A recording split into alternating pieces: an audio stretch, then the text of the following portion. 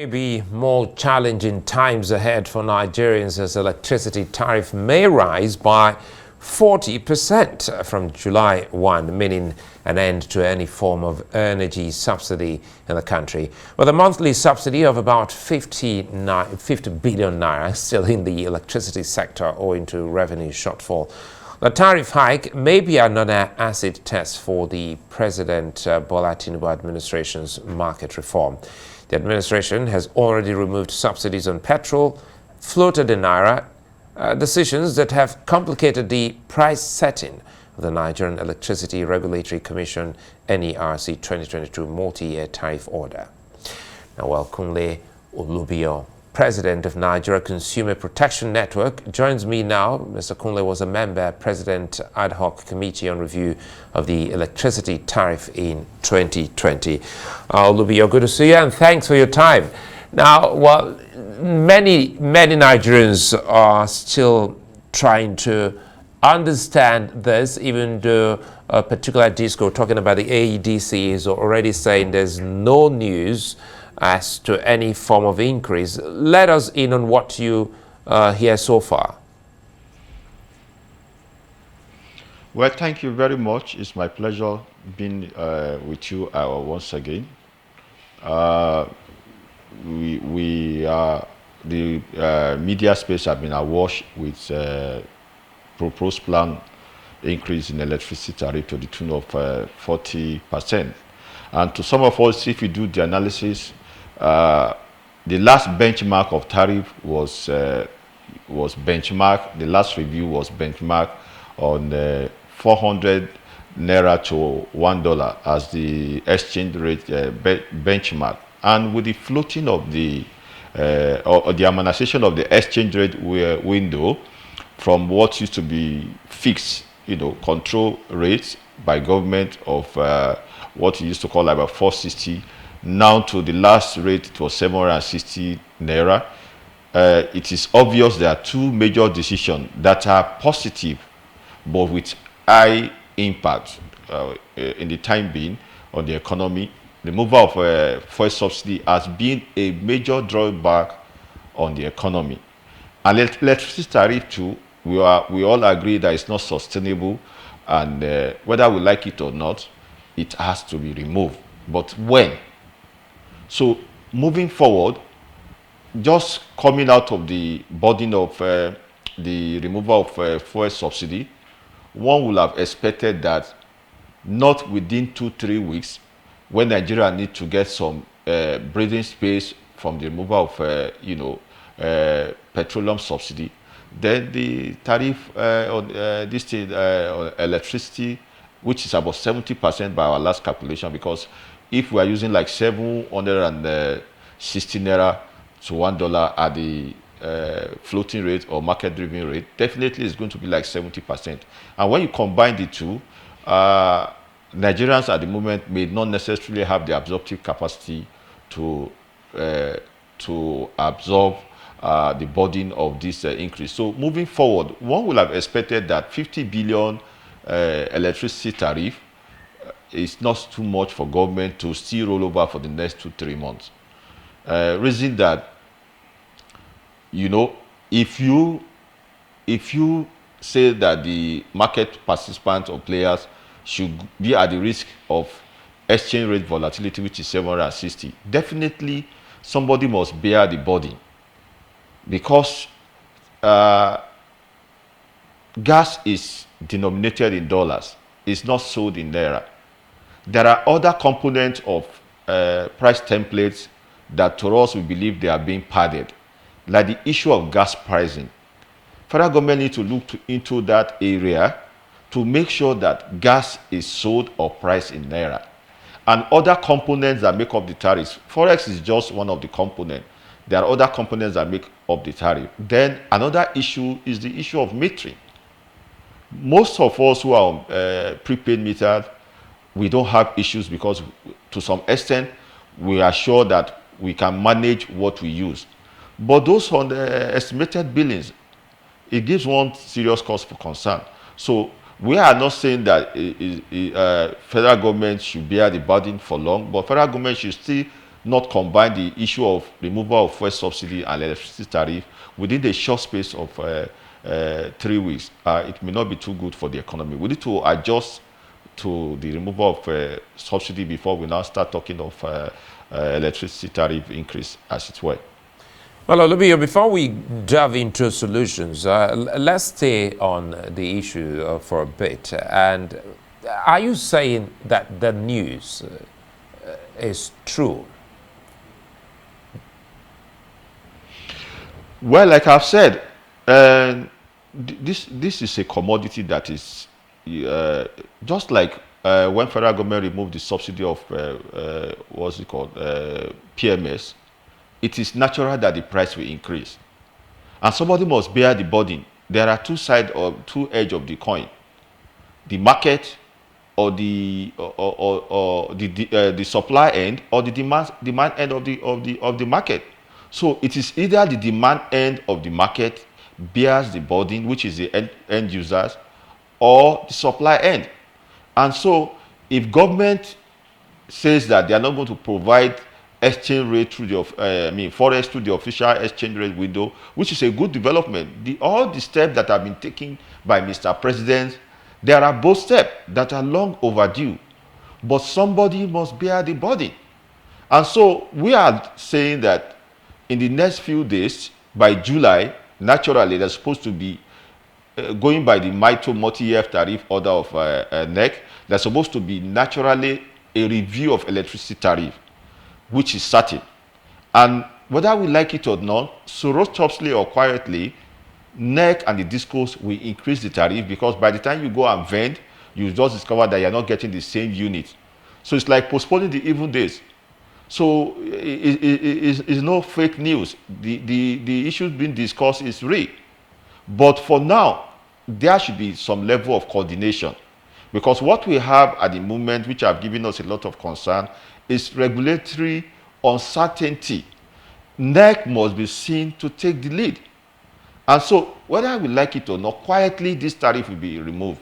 But we are appealing to government that before that is done, government should see bear, because we have just moved out of the 3 trillion, 4 trillion windows of fuel subsidy. So government have gotten a relief. Apologies. Let me jump in here. Apologies. You're qualified. You said whether they like it or not, surreptitiously, and that's where the consumer is wary of, because you are an active player in the market, in the business. There's NBET, which is the Nigeria Bulk Electricity company that ultimately the discos buy electricity from.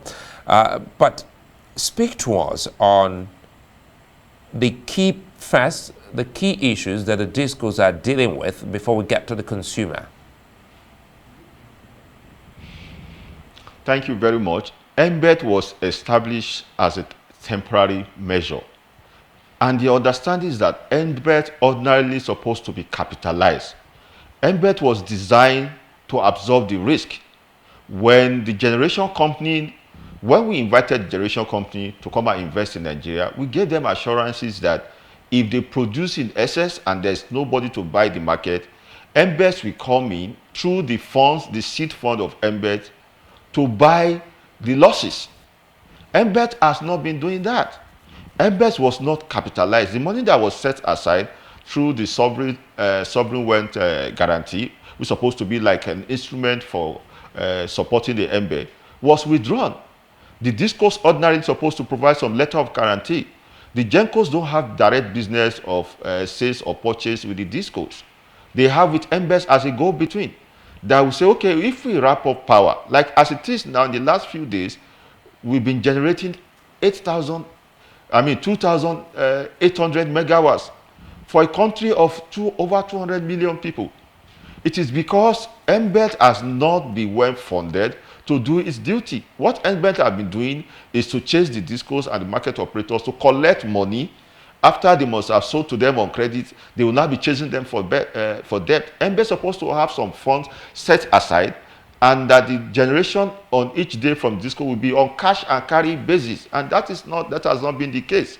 A disco will make 10 billion or 15 billion naira in a month, and they will decide what they want to declare and what they want to remit to the market. So it's a serious cause for concern. But on a larger scale, we are looking at the privatization of the power sector itself. By October this year, it's expected that the moratorium or the license will expire after 10 years. And so, and with the coming to being of, constitutional alteration, which has given the state the license or the leeway to generate, transmit, and distribute, then the Electricity Act of 2023, then we are sure that we have alternative. So that is a bigger picture. But as it is now, the quick win that we are looking at,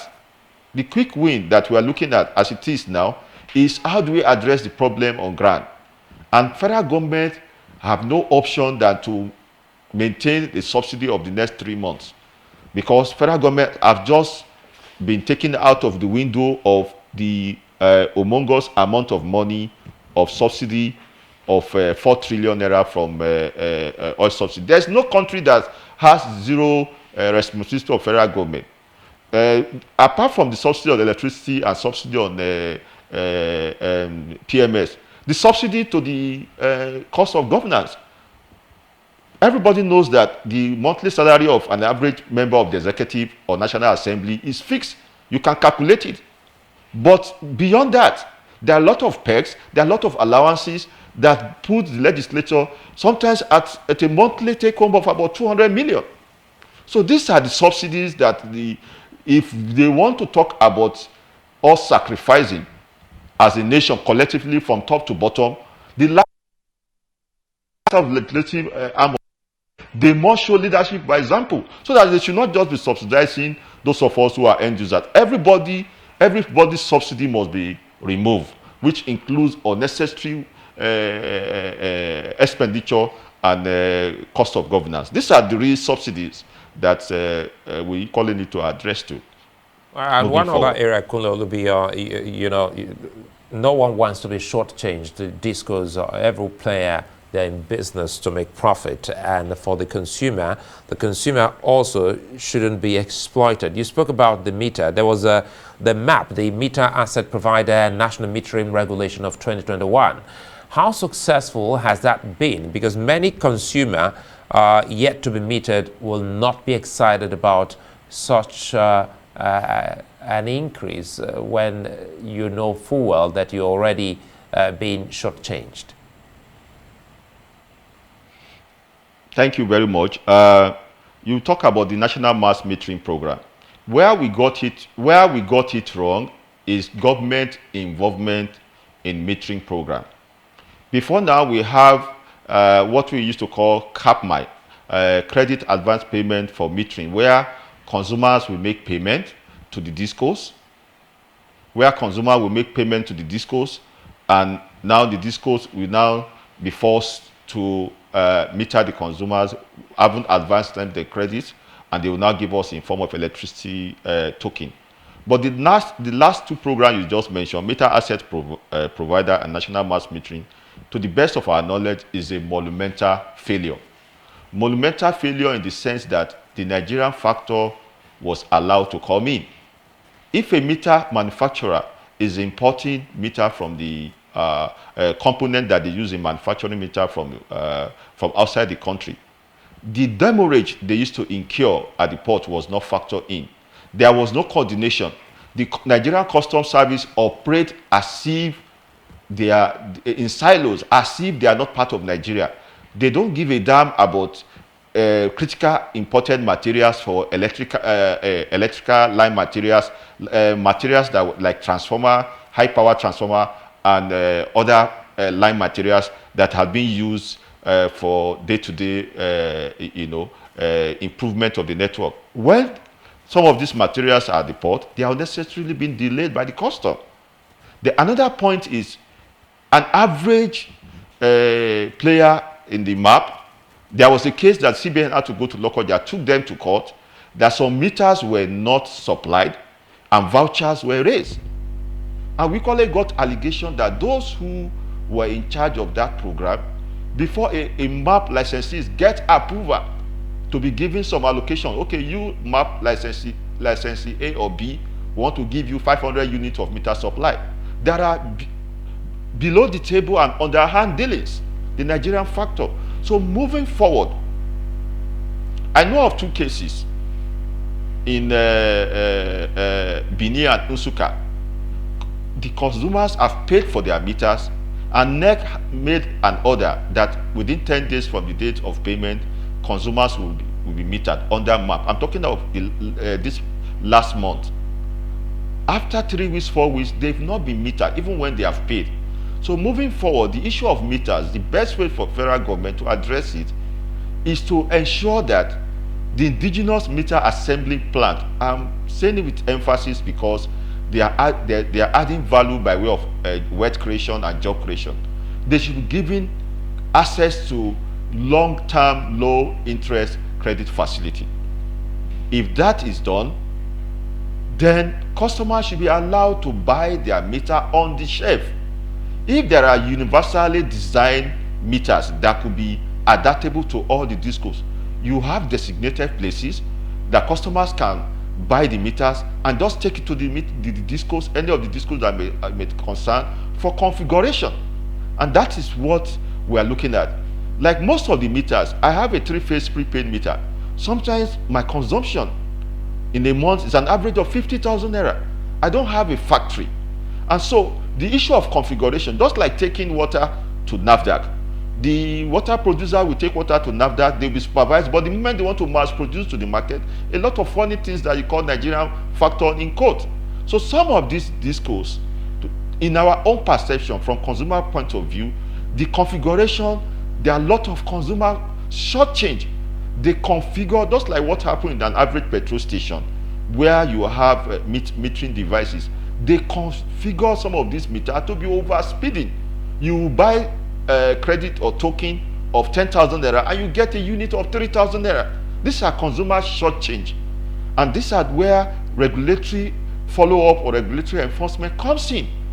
So these are the issues that, beyond this increase in electricity tariff, we talk about the issue of gas pricing, we talk about pricing of gas. Meter is very, very critical. Customers should be metered, but there's no way federal government can provide all the funds that will meter 6 million or 10 million Nigerians. It will be susceptible to corruption. So we should be allowed to buy meter on the shelf, and it should be designed in such a way that not every Tom, Dick and Harry in the market, but those meter manufacturers should have designated places that we can buy the meter, designed in such a way that the meter engineers in each of the discos can just help us to do the configuration. I think that will go a long way in addressing a lot of this issue of metering and energy accountability. Start to wind down, and one of the key concerns I was going to ask you, did you representing the consumers, do you think that some of the discos deliberately refuse to meter some consumers? Yes, we have said there are no consequences for infraction, no sanction for infraction. If the regulatory institution, NEC, Nigeria Electricity Regulatory Commission, is up and doing, issues like that will not come up. But for each money that is collected from the market, the NEC officials have their own share of the tariff. So it is a common thing that some of the discos deliberately refuse to meter customers in order to close the gap of their collection and revenue shortfall. And on this note, we want to appeal to Mr. President. The last selection of leadership of NEC, without apology, was done based on nepotism and political consideration. Electricity sector is so critical to the economy. So we want the president not to appoint politician as minister or minister of state for power, and we want the president to rejig the leadership of NEC. Because if we get it right with NEC, before the 36 states start domesticating the Electricity Act or start giving interpretation to constitutional amendments which have given alteration, which have taken the issue of electricity concurrent legislation, we want Mr. President. He has the power. It's at the mercy of Mr. President.